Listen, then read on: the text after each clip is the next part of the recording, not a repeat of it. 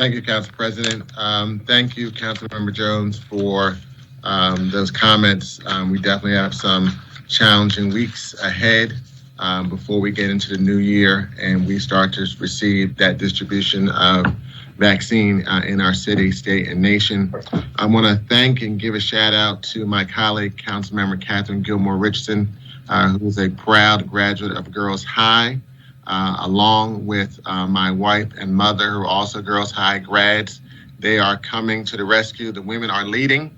And when you talk about those 43,000 graduates of John Hallahan High School for Girls, I would be remiss in not talking about one of those leaders in our midst in City Hall, my Chief of Staff, Sharon Vaughn, who's working with so many other council staff to help in the fight to keep Hallahan open. So thank you, Councilmember Gilmore Richardson, for those comments. I just have two other points. One, today is the International Day of Disabled People.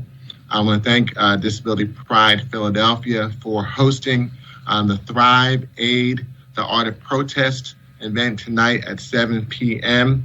To get more information about that event, you can go to disabilitypridephiladelphia.org to get more information. The Thrive Aid really focuses on a couple major outcomes to raise awareness and discussion about disabled people and the pandemic, to support disabled people all over the world with messages of strength, solidarity, and focus anger with nonviolent direct action, to celebrate disabled people and their achievements, and to celebrate disability arts globally. So I want to make that announcement. I hope as many people that can participate and support Disability Pride Philadelphia as possible, and the great work that Vicki Landers and her team does with that organization.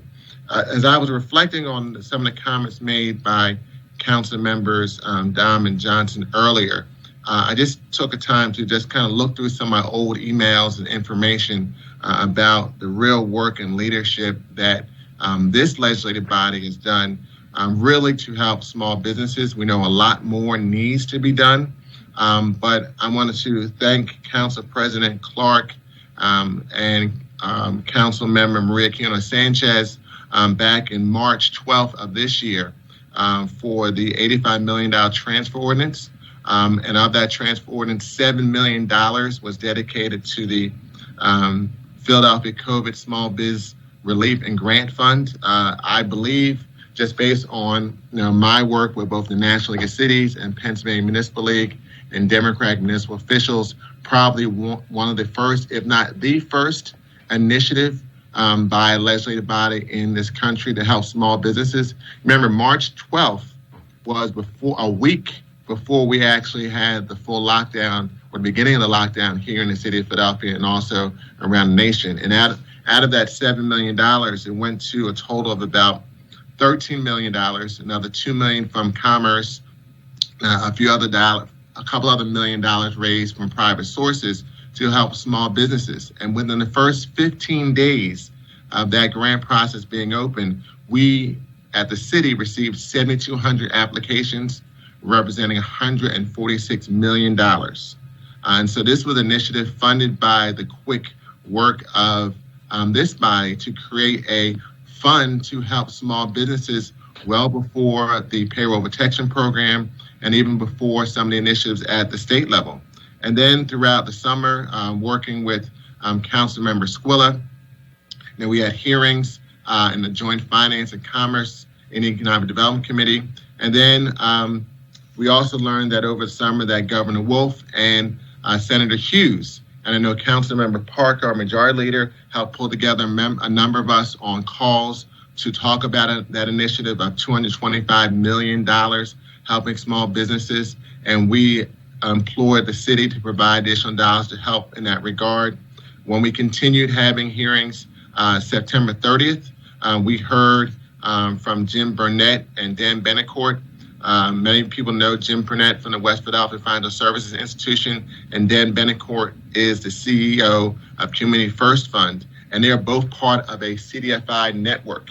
And what they informed us during that September 30th hearing that was a joint Finance and Commerce and Economic Development Committee hearing, is that we needed to put in additional money to help small businesses to augment the money that Councilmember Parker told us about, as well as Senator Hughes, to provide some additional resource to help small businesses here in the city of Philadelphia. We learned that Montgomery County put in $10 million. Pittsburgh had put in $20 million, and we still were just at that $7 million threshold.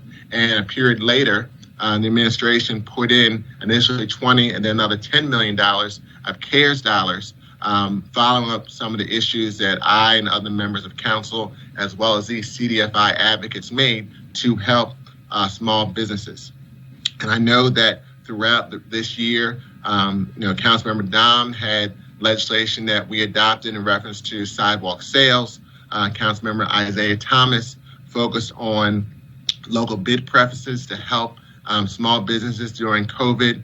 Councilmember Jones, through his longtime work of talking about small businesses, introduced a resolution for hearings on safe reopening for small businesses. And I know that Councilmember Dom, as well as Councilmember Johnson, have been bringing together restaurants to talk about these issues, how they've been impacted by these issues. And then just this week, we had a Finance Committee hearing, and we were having some questions about relief measures.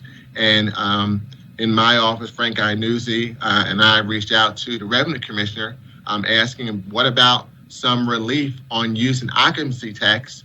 And we were set to meet with the Revenue Commissioner. And then we learned a few days later that the administration was going to provide some relief on use and occupancy because many of our restaurants are not using all of the space that they are leasing because of these measures. So I just want to take a few moments to kind of give some of that perspective and thank this body for the work that you've been doing for small businesses. And despite all the challenges that we are seeing, small businesses are still opening. This past Saturday in Councilmember Bass's district, a young entrepreneur by the name of Tina Dixon Spence, a graduate of Central High School, sorry, Kathy, Councilmember Gilmer Richardson, but a graduate of Central High School and Spelman College, opened up a retail boutique at Emlyn and Mount Pleasant called Buddha Babe. And she's been in business for 2014, but decided to open up her storefront business on Small Business Saturday, in spite of all the challenges that are going on because of the pandemic and the challenges for small businesses. So I just want to take a few moments as I was reflecting on the comments made by Councilmember Dom and Johnson and give some perspective on, just really quickly, because I'm sure there's a lot of other things that this body has done in reference to small businesses that I have not had a chance to mention, but just a quick recitation of some of the things that I remember that this body has done regarding small businesses. And I look forward to working with my colleagues to help all the small businesses get through this global pandemic that has also been an economic crisis in our city. Thank you, Council President.